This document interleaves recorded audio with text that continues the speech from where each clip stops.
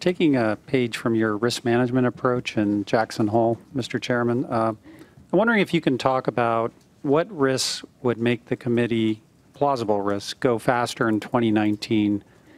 What risks would make them go slower? If you could talk about scenarios. And then I'd like to ask, do you see yourself as this stimulus tails off, which it does in the forecast, possibly cutting rates to soft land the economy?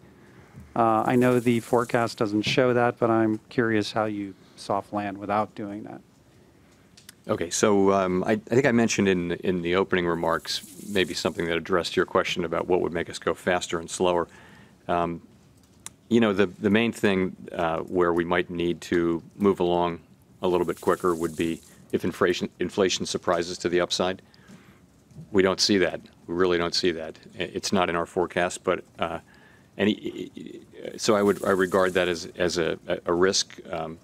I think either a significant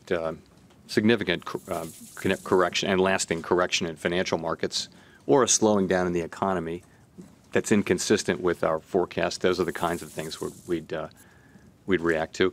In terms of what what we would do, I think we're always going to be adjusting monetary policy in light of conditions on the ground. So if the economy is weakening, then it's very possible we'd be cutting rates, and vice versa.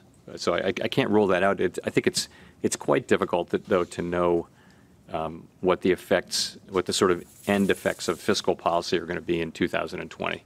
It's difficult to know what the policy will be, let alone what their effects will be that far out. So we have to make estimates, but we know that they're highly uncertain.